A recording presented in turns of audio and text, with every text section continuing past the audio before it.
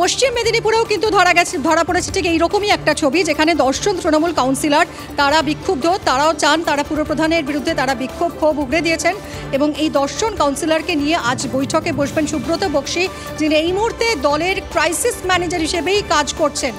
এবং আজ এই 10 জন কাউন্সিলর তারা কি বৈঠকে উপস্থিত থাকবেন কিনা সেটা নিয়েও প্রশ্ন উঠছে, কারণ এর আগে আমরা ব্যারাকপুরের ক্ষেত্রে দেখেছি সেখানে অর্জুন সোমনাথ কোন্দল থামাতে হিমশিম খেতে হয়েছে তৃণমূলকে।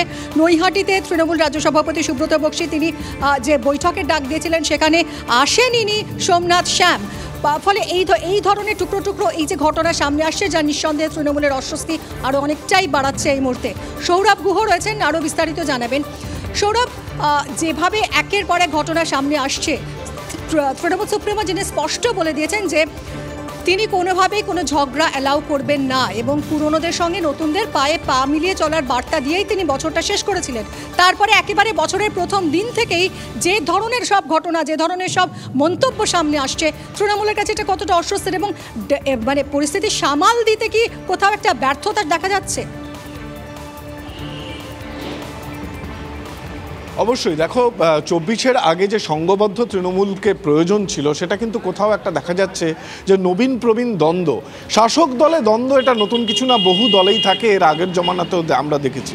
কিন্তু সেটা এই এত গুরুত্বপূর্ণ নির্বাচনের আগে যেভাবে প্রকাশ্যে চলে আসছে সেটা খুব তাৎপর্যপূর্ণ। এবং একেবারে তুমি যেটা বললে যে বছরের শুরুর দিনেই যে পর্যায়ে ঝগড়া, এবং তারপরে আমরা দেখলাম মমতা বন্দ্যোপাধ্যায়ের বাড়িতে অভিষেক বন্দ্যোপাধ্যায় গেলেন এবং ফিরহাদ হাকিম গেলেন, এটাও এই পরিপ্রেক্ষিতে খুব তাৎপর্যপূর্ণ। এবং যেটা খুব গুরুত্বপূর্ণ আজকে তোমার সঙ্গে যেখান থেকে দাঁড়িয়ে কথা বলছি, সেই তৃণমূল কংগ্রেস ভবনে জেলায় জেলায় জেলাওয়ারি যে দ্বন্দ্ব তা মেটাবার জন্য সুব্রত বক্সীকে দায়িত্ব দেওয়া হয়েছে এবং তিনি জেলাওয়ারি মিটিং আজকে থেকে শুরু করবার একটা উদ্যোগ নিয়েছেন। যদিও আজকের একটু ছন্দপতন ঘটল, কারণ পশ্চিম মেদিনীপুর নিয়ে যে বৈঠক হওয়ার কথা ছিল সেই প্রতিনিধি দলের একজনের দুর্ঘটনায় আক্রান্ত হওয়ায় তারা আসছেন না।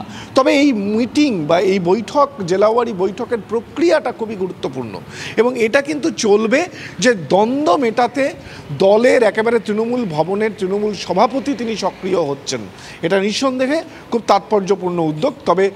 তবে নবীন প্রবীণ দ্বন্দ্ব যে জায়গায় এসে দাঁড়িয়েছে তৃণমূল কংগ্রেসে, 24-এর নির্বাচনের আগে সংঘবদ্ধ একটা দল আমরা দেখব কিনা এবং এই দ্বন্দ্ব ভোট বাক্সে প্রভাবিত করবে কিনা ভোটের ফলাফলকে, এটা নিঃসন্দেহে একটা চর্চার বিষয় হয়ে দাঁড়িয়েছে বাংলার রাজনীতিতে। একদমই সৌরভ, অর্থাৎ এই পুরনো চাল নতুন চাল, দুই চালের চুলোচুলি নতুন বছরে কোথায় যায় সেদিকেই নজর রাখতে হবে। খবরের শুরু থেকে শেষ কথা, দিনভর যা যা ব্রেকিং এক নজরে দেখে নিন। একের পর এক খবর, জেলা থেকে শহর, দেশ থেকে বিদেশ, না দেখলেই মিস। খবরের ধামাকা মানেই 4:40, প্রতিদিন বিকেল 4টে, TV9 বাংলায়। TV9 বাংলা, না দেখলেই নয়।